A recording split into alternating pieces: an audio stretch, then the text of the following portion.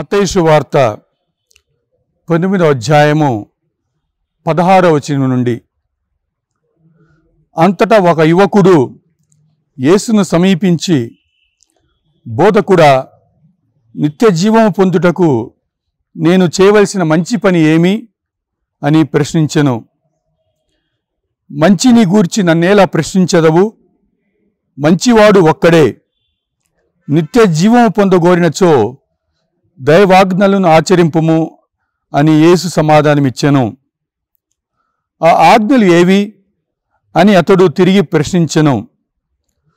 అందుకు యేసు, నరహత్య చేయకుము, వ్యభిచరింపకుము, దొంగలింపకుము, అబద్ధ సాక్ష్యములు పలుకకుము, తల్లిదండ్రులను గౌరవింపుము, నిన్ను నీవు ప్రేమించుకున్నట్లే నీ పొరుగు వానిని నీవు ప్రేమింపుము అనెను. అంతటా అతడు యేసుతో, ఇవన్నీ ఆచరించుచుంటిని, ఇంకను నాకు లోటు ఏమి అని అడిగెను.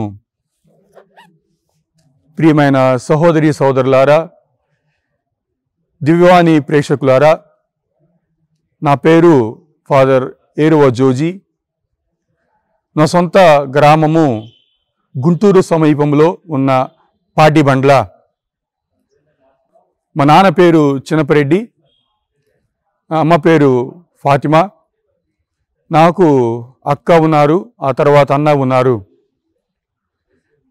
నా యొక్క చిన్ననాటి నుంచి 8వ తరగతి వరకు పెరంపురం సభకు చెందిన RCM స్కూల్లో అక్కడే విద్యాభ్యాసం చేశాను, నేర్చుకున్నాను. అటు పిమ్మట నేను డాన్ బోస్కో సభలో చేరి అప్పటి నుండి ఇప్పటి వరకు కూడా ఆ సభలో తర్ఫీదును పొంది గురువుగా నేను సేవలు అందిస్తూ ఉన్నాను. ప్రియమిత్రులారా, మా పాటిబండ్ల గ్రామము కథోలిక సంఘానికి, మన గురువులకు, మఠవాస జీవితానికి ఎంతగానో దైవ సేవలో పూర్తిగా ఉంది. ఆ గ్రామం నుంచి వచ్చిన వ్యక్తిని నేను. మా కుటుంబంలో కూడా అనేక మంది గురువులు, కన్యాశ్రీలు ఉన్నారు. అయితే నాకు అన్న ఉన్నారు కాబట్టి మా కుటుంబంలో ఒకరు గురువుగా అభిషేకించబడాలి అనేది మా యొక్క కుటుంబ సభ్యుల ప్రగాఢ కోరిక.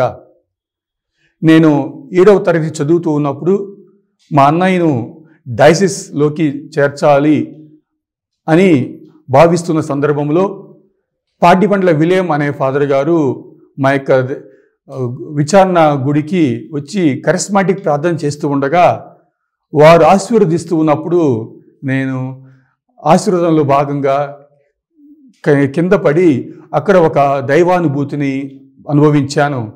ఆ దైవానుభూతి ఏంటంటే, ఇగో నువ్వు గురువుగా అయి అభిషేకం చెంది యేసు ప్రభు సేవలో పూర్తిగా జీవించాలి అనేటువంటి ఒక అనుభూతి. అందుకు నేను మా అన్నకు కాదు, నాకు దైవ పిలుపు ఉంది, నేను గురువు అవుతాను అని గట్టి నమ్మకంతోటి నేను ప్రార్థిస్తూ ఉండగా, తప్పిస్తూ ఉండగా మా యొక్క నానమ్మ గారు ప్రస్తుతానికి కరుణాపురంలో పెద్ద ఫాదర్గా పనిచేస్తూ ఉన్న మా మామయ్య ఫాదర్ వట్టి రాయపరెడ్డి గారింటికి వెళ్ళి తెలిసి తెలియక సలీషన్ బులెటిన్ అనే మ్యాగజైన్ని మా ఇంటికి తెచ్చింది. నేను ఆ మ్యాగజైన్ చూస్తూ ఉండగా చివరి పేజీలో ఎవరైతే 7, 8 ఆ పై చదువులు చదివిన వారు దైవ పిలుపులో భాగస్థులయ్యి గురువుగా, బ్రదర్గా సేవ చేయొచ్చు అని ఒక ప్రకటన. అయితే నేను వెంటనే దైవ ప్రేరణ పొంది మా కుటుంబ సభ్యులకి ఎవరికీ తెలియకుండా నేను ఒక పోస్ట్ కార్డు రాసి పంపించాను. కొన్ని రోజుల తర్వాత ఫాదర్ థామస్ కోషి అనే ఫాదర్ గారు మా గ్రామానికి వచ్చి, మా ఇంటికి వచ్చి ఆ పోస్ట్ కార్డు చూపించగానే మా తల్లిదండ్రులకు, కుటుంబ సభ్యులకి ఆశ్చర్యపోయారు. నువ్వు గురువు అవుతావా అనే వాళ్ళకి కూడా చాలా ఆశ్చర్యంగా ఉంది. అప్పుడు తద్వారా నేను 8th క్లాస్ అయిన వెంటనే డాన్ బోస్కో సభలో వొకేషనల్ క్యాంపులో చేరి అక్కడ ఒక నెల అన్ని మెళుకులు నేర్చుకున్నాక 9th, 10th క్లాసులు నేను డాన్ బోస్కో గుణదలలోనే చేశాను. ఇంటర్మీడియట్ కూడా అక్కడే పూర్తి చేశాను. ఆ పిమ్మట నోవిషెట్ నల్గొండ జిల్లా చెండూరులో 1993, 94లో చేశాను. అక్కడ మాడపట్టు 1994 మే 24న ఇచ్చాను. ఆ తర్వాత నేను ఫిలాసఫీకి తమిళనాడు రాష్ట్రము సేలం జిల్లా ఏర్కాడులో 2 సంవత్సరాలు చేసి బ్రదర్గా వైరా, రావులపాలెం, నూజివీడు మరి గుంటుపల్లిలో కూడా చేసి అలానే ఆ యొక్క BA తెలుగుని పూర్తి చేయడం జరిగింది. నిత్యమాట పట్టును 2000 సంవత్సరము మే 24న పూర్తి చేసి నా యొక్క థియాలజీకి మా యొక్క ప్రొఫెషనల్ ఫాదర్ గారు ఆ సమయంలో షిల్లాంగ్ సేక్రెడ్ హార్ట్ కాలేజ్కి పంపించారు. 2003 జూలై 1న నా పుట్టినరోజున అక్కడే డీకన్ పట్టం పొంది డిసెంబర్ 27, 2003న నేను గురువుగా మా యొక్క డాన్ బోస్కో అసంప్షన్ చర్చ్ పెజ్జోనిపేటలో గురువుగా అభిషేకించబడ్డాను. ప్రియమిత్రులారా, నేను ఎప్పుడైతే ఈ డాన్ బోస్కో సభలో చేరాను, గురువుగా ఉండటానికి సిద్ధపడుతున్నా అన్న సందర్భంలో మా యొక్క తాత సిస్టర్ గారు జేమ్జే సభకు చెందిన సిస్టర్ పోలిన్ జోసెఫ్ గారు నన్ను పిలిచి నన్ను వారించారు. ఎందుకంటే మరి గురుత్వ జీవితం అనేది చాలా కష్టమైనది, తెలిసి తెలియని వ్యవస్థలో నువ్వు ఈ యొక్క జీవితాన్ని ఎంచుకుంటూ ఉన్నావు, 10వ తరగతి అయిన తర్వాత లేక ఇంటర్మీడియట్ అయిన తర్వాత నువ్వు చేరితే బాగుంటుంది అని నాకు సూచనలు ఇచ్చారు. కానీ ఎందుకో నాలో ఆ ప్రోత్సాహము, ఆ పట్టుదల, ఆ ఉత్సాహం అనేది పూర్తిగా నింపబడి ఉన్నాను.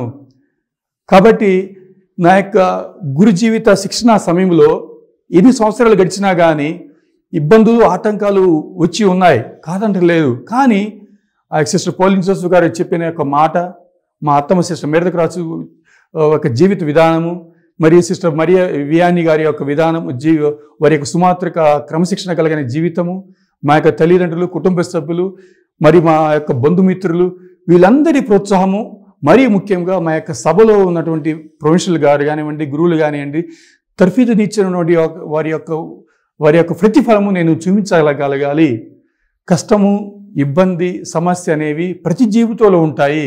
కాబట్టి నాకున్నటువంటి కష్టాలు, సమస్యలు భూతద్దములో చూపించి పెద్దవి చేసుకుని నా యొక్క దైవ పిలుపుని పూర్తిగా వెనక్కి వెళ్ళటము సరైనది కాదనిపించింది. కాబట్టి వాళ్ళ ప్రోత్సాహము, ఉత్సాహము, పవిత్రాత్మ శక్తి నింపబడి ఉన్నాను. కాబట్టి నాకు గురి జీవితంలో సమస్యలు, ఇబ్బందులు వచ్చినా కానీ నేను అవి పెద్దగా పట్టించుకోలేదు.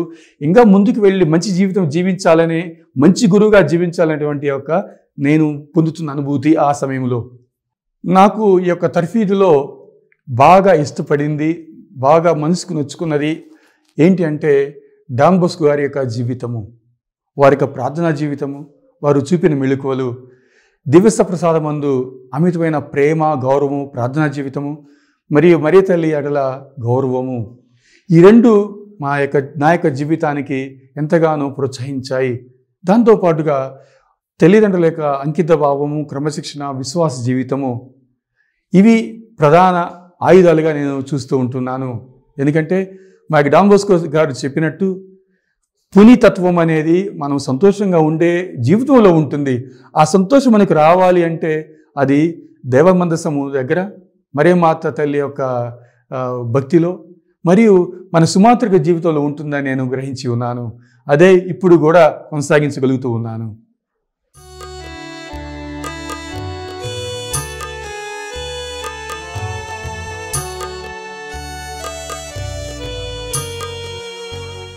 ప్రియమైన మిత్రులారా, డిసెంబర్ 27, 2003లో నేను గురువుగా అభిషేకించిన తర్వాత మా యొక్క డాన్ బోస్కో నవజీవన్ రామంతపూర్లో అక్కడ నేను సేవలు అందించడం ప్రారంభించాను.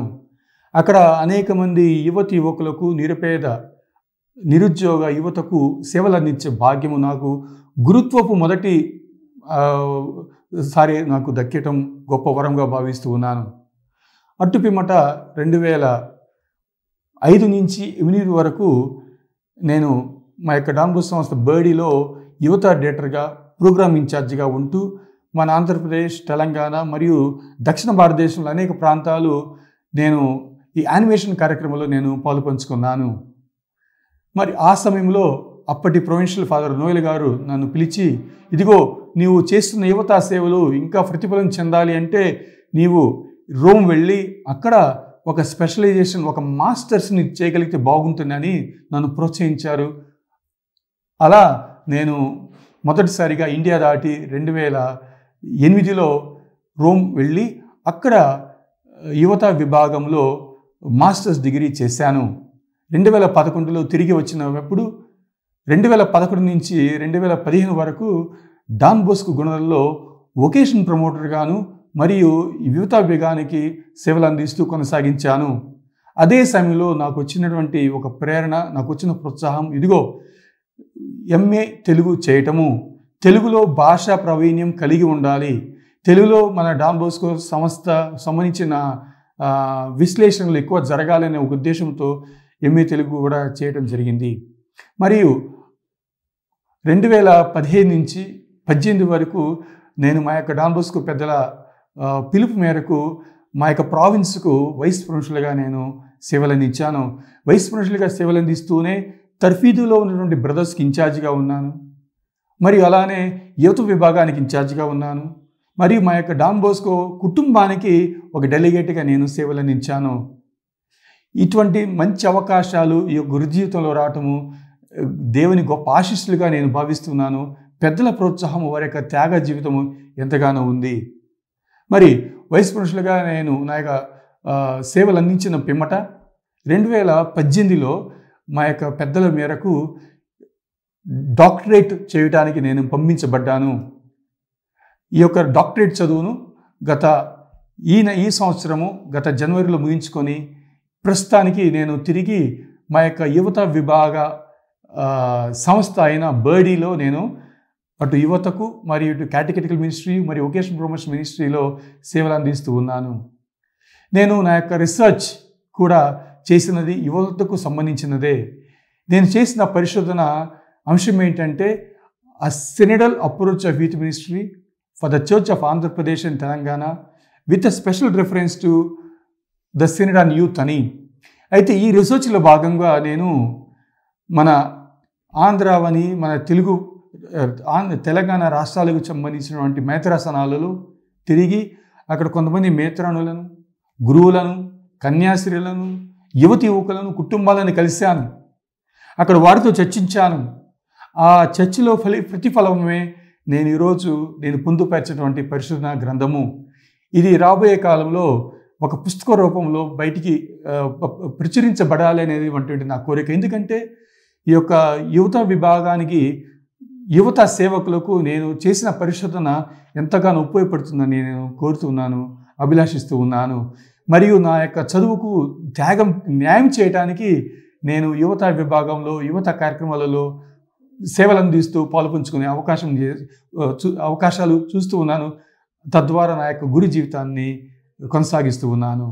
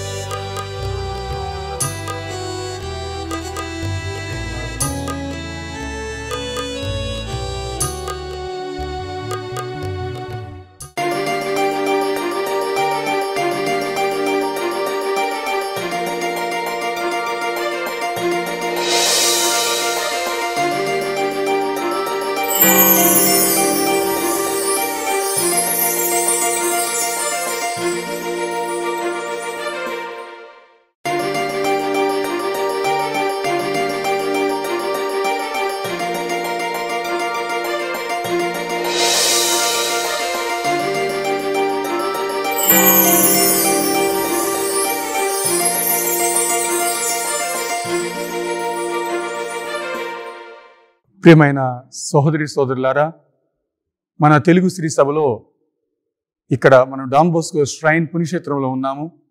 మా యొక్క సభకు మరియు యువకులకు ఒక ప్రధానమైన దేవాలయం ఇది.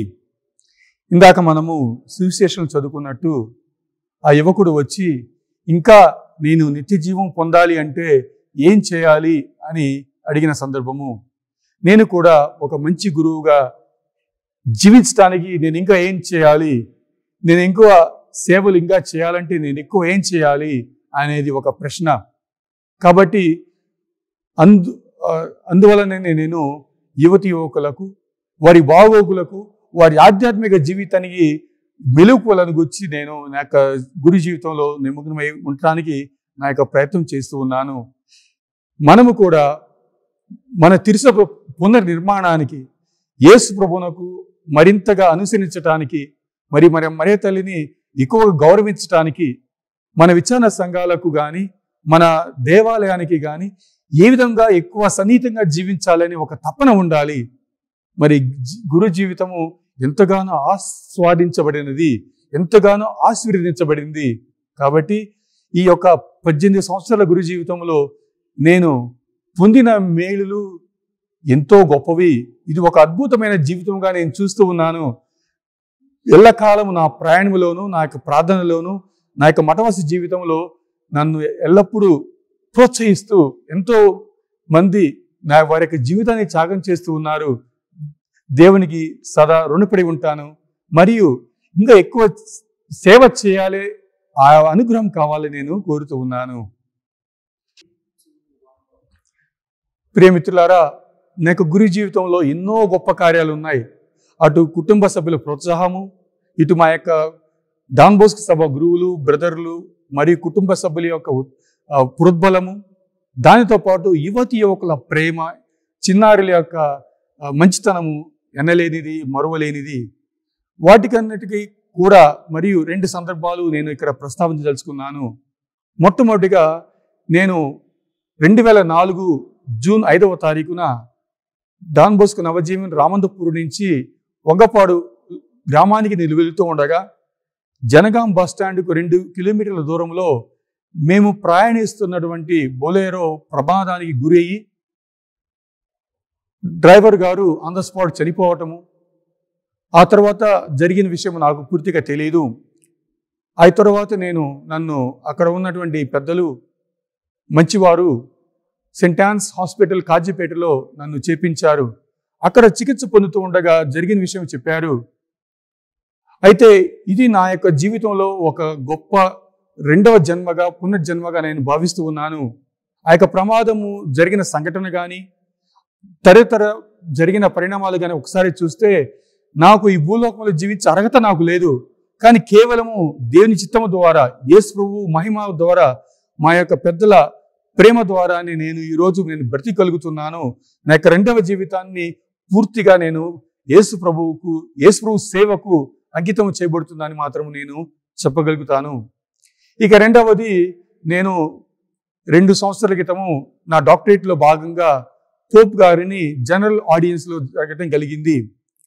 నా యొక్క జన్మదినం ముందవ రోజున, అంటే జూన్ 30వ తారీఖున పోప్ గారిని కలిసినప్పుడు, పోప్ గారు నా యొక్క జన్మదినం రేపు ఉంది అన్నప్పుడు పోప్ గారు స్వయంగా తన జేబులలోంచి నాకు ఈ యొక్క జపమాలను నాకు ఇచ్చారు. ఈ యొక్క జపమాల నాకు నా యొక్క రూమ్లో ఒక దివ్య మందసంగా ఉంది. పోపు గారి నుంచి జపమాలను పొందటము ఇక జీవితంలో మరుపులేని ఒక అనుభూతిగా నేను భావిస్తున్నాను. ఇప్పటికి కూడా వారు ఇచ్చిన నాకు ఈ యొక్క హగ్ అనేది ఎప్పటికీ ప్రత్యేకంగానే ఉంటుంది. ఇటువంటి గొప్ప వరాన్ని పొందిన నేను ఇంకా ఉన్నతమైన జీవితాన్ని, పవిత్రమైన జీవితాన్ని జీవించడానికి నా వంతు నేను ప్రయత్నిస్తూ ఉన్నాను.